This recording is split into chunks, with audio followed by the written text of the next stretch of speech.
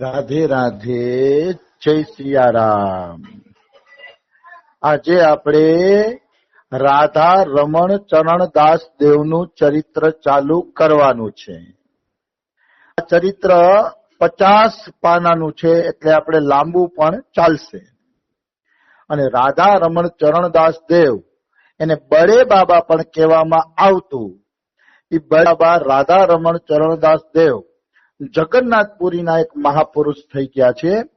એમને પોતાનું જીવન જગન્નાથપુરીમાં પૂરું કર્યું. તેના ચરિત્રમાં આપણે જોઈએ તો કલકત્તાની અંદર નીમતલા નામનો એક ઘાટ છે, અને એ નીમતલા ઘાટ ઉપરથી ખરખર ખરખર કરતા ગંગાજી વહી રહ્યા છે. ખૂબ સુંદર ગંગાજીનું પાણી છે એ નીમતલા ઘાટની અંદર. તો ત્યાં એક 20 વર્ષની કોઈ મારવાડી સ્ત્રીની ચિતા લઈ આવવામાં આવી.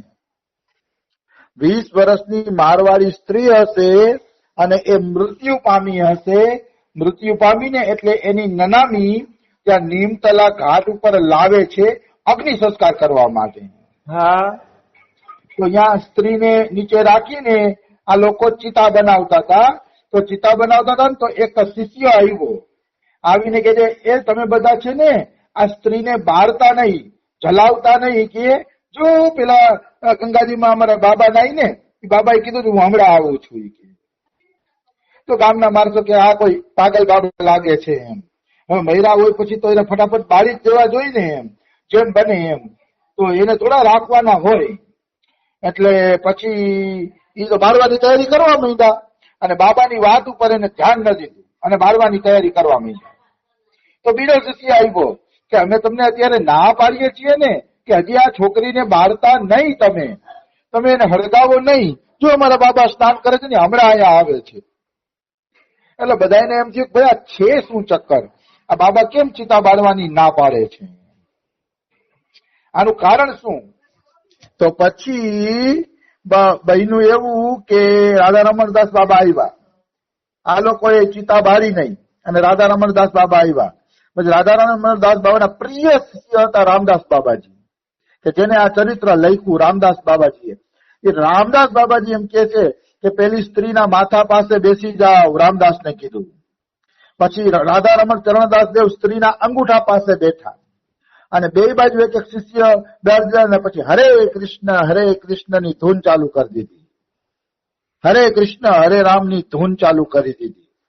અને એવી મસ્તીથી ધૂન બોલવા માંડ્યા, ભગવાન નામનું ઉચ્ચારણ થવા માંડ્યું સરસ રીતે. આસપાસના લોકો પણ ભગવાન નામની મસ્તીમાં ઝૂમવા માંડ્યા. એવું કીર્તન થયું. એટલે અડધી કલાક કીર્તન કરી અને રાધા રમણ ચરણદાસ દેવે એ બેનનો અંગૂઠો પકડ્યો ને, અને અંગૂઠો પકડીને દબાવ્યો ને તો પટ કરતા બેનને ઝટકો લાગ્યો. 20 વર્ષની જે છોકરી મરી ગઈ હતી એને ઝટકો લાગ્યો. ઝટકો લાગ્યો ને એટલે એવું લાગ્યું કે જાણે એની અંદર શક્તિનો સંચાર થાય છે. વાહ. પછી 10 મિનિટ કીર્તન કરીને પાછો અંગૂઠો દબાવ્યો બાબાએ, તો પટ કરતી સ્ત્રીએ આંખ ખોલી દીધી. આંખ ખોલી દે છે, અને આંખ ખોલી અને સ્ત્રી ચારે તરફ જુએ છે. ચારે તરફ જુએ છે ને તો બડે બાબા એમ કે છે કે આ બધા ઉભા એને તું ઓળખસ? તો માથું હલાવ્યું. હા, આ બધાને ઓળખું છું, મારા સગા છે કે. એમ તો કે હા. પછી કે રાધા રમણ બાબા કે છે કે આ બેનને થોડુંક દૂધ પીવડાવો, એ કે થાક્યા છે, થોડુંક દૂધ પાવે ને. એટલે બેનને દૂધ પીવડાવવામાં આવ્યું, અને બેને દૂધ પીધું. દૂધ પીધું ને પછી રાધા રમણ બાબાને શું સૂઈજ્યું કે રાધા રમણદાસ બાબાએ ધીરે ધીરે એ બેનનો અંગૂઠો મૂકી દીધો.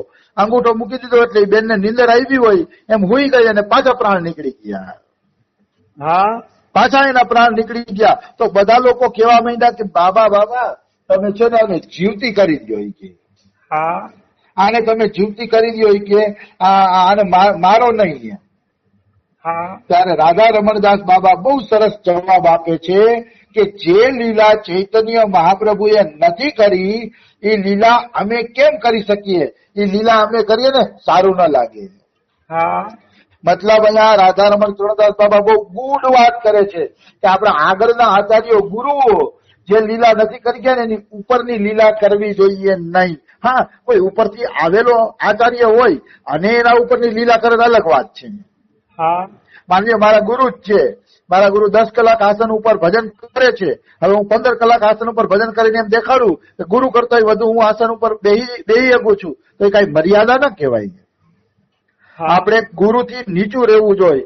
ભલે 15 કલાક ભજન કરીએ પણ કોઈને ખબર ન પડવા દેવી જોઈએ. મતલબ ગુરુ કરતા આપણી પ્રશંસા વધે ને એવું ન કરવું જોઈએ. બિલકુલ એ મર્યાદા છે.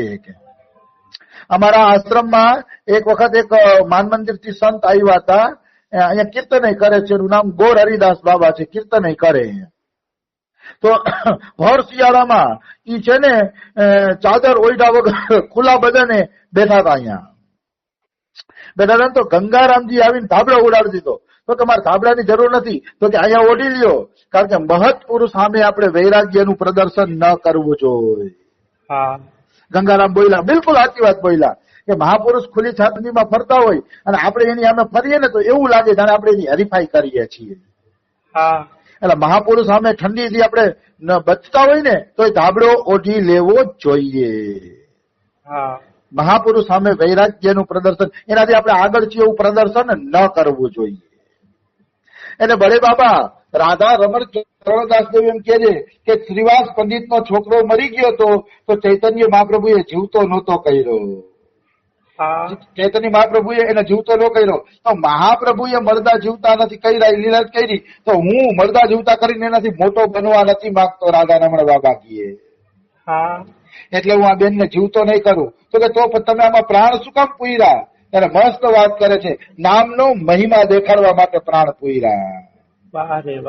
મારે નામનો મહિમા દેખાડવો હતો કે ભગવાનના નામથી આજે પણ જીવ છે ને આવો બની શકે છે. મરદાને બેઠા કરે ને એવો બની શકે છે જીવ કેવળ ને કેવળ ભગવાનના નામથી. નામની એટલી બધી મહિમા છે. એટલે નામ મહિમાનો પ્રચાર કરવા માટે મેં આને જીવતા કર્યા છે. મારે દેખાડવું છે કે જેના મુખે અખંડ ભગવાનનું નામ ચાલુ છે મરદા બેઠા કરી શકે છે, એટલી તાકાત આવી જાય છે. બસ મુખેથી એના નામ જપ ચાલુ હોવા જોઈએ. એટલે આ બધી વસ્તુ મેં દેખાડી છે. એવી રીતે નામ મહિમાની વાત કરી અને લોકોને ભક્તિમાં લગાડી અને બળે બાબા ગંગા સ્નાન કરીને વયા ગયા.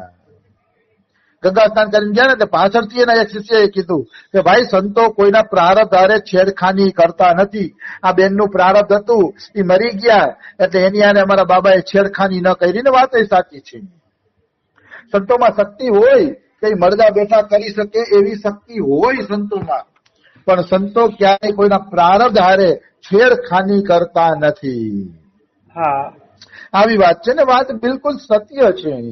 માનો કોઈના પ્રારબ્ધમાં કંઈક લખ્યું છે, કંઈક લખ્યું છે, પછી એના પ્રારબ્ધને તમે કાપી નાખો ને તો એ સારું ન કહેવાય. પછી વિધાતાના વિધાનમાં હા કોઈ એવું જરૂરી કાર્ય હોય ને વિધાતાના વિધાનમાં મેખ નાખીએ તો વાંધો નથી. દાખલા તરીકે હું તમને એક વાત કરું કે જગન્નાથપુરીમાં એક માધવદાસ બાબા થયા છે.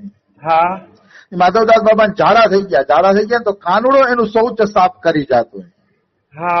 ત્યારે માધવદાસ બાબા કહે કે હે કૃષ્ણ, તમે શૌચ સાફ ન કરો, આ ભંગીનું કામ છે, ભંગીનું કામ તમે શું કામ કરો છો? ત્યારે કાનુડો કહે છે તારા પ્રારબ્ધ છે ને થોડા ભોગવાઈ જાય ને એટલે હું તને ટેકો દેવા આવ્યો છું. તો કે કાં તો પ્રભુ મારા પ્રારબ્ધ મટાડી દો, કાં તો આ સેવા બંધ કરી દો, મને નથી ગમતું. ત્યારે ભગવાને કીધું ભાઈ તારા પ્રારબ્ધ તો હું કાપી શકું છું, પણ અત્યારે તારા પ્રારબ્ધ કાપીશ ને તો તારે બીજો જન્મ લેવો પડશે અને પાછું આ ભોગવવું પડશે. એટલે હું તારા પ્રારબ્ધ કાપતો. હાલાકી કાપી શકીએ ભગવાન પ્રારબ્ધો, ભોગવવું ન પડે, પણ ભગવાન આપણા જેવા જીવને દેખાડે છે બિલકુલ કે કોઈ તમારા પ્રારબ્ધ કાપી દેશે, માનો સંત સદગુરુ કે તો એ ભોગવવા માટે પાછું આવવું પડશે. તો આ દેખાડે છે. એટલે પ્રારબ્ધ ક્યારેય કોઈના કાપવા જોઈએ નહીં. એટલે રાધા રમણ ચરણદાસ દેવે ત્યાં આને છોકરીને જીવતી કરી નહીં, કારણ કે કોઈના પ્રારબ્ધ સાથે છેડખાની કરવી જોઈએ નહીં. જેના જેવા કિસ્મત જેવા છે. હા, સંત પ્રારબ્ધ કાપી શકે, તમારે એની સજાઈ ના ભોગવવી પડે, પણ એ કોઈ દિવ્ય ક્ષણમાં. દાખલા તરીકે હું તમને વાત કરું, એક સરસ મજાના સંત થયા છે રાજસ્થાન કે ભક્તમાં, એનું ચરિત્ર આવે છે, બહુ સારું ચરિત્ર છે. પોઢો મિલી રસિક છબીલે વિહારી એનું સરસ પદ છે એક. હા તો ઈ છે ને ઈ 5 વર્ષના હતા ને ધામ પધારી ગયા. જન જુગતાનંદજી, જુઓ, જન જુગતાનંદજી.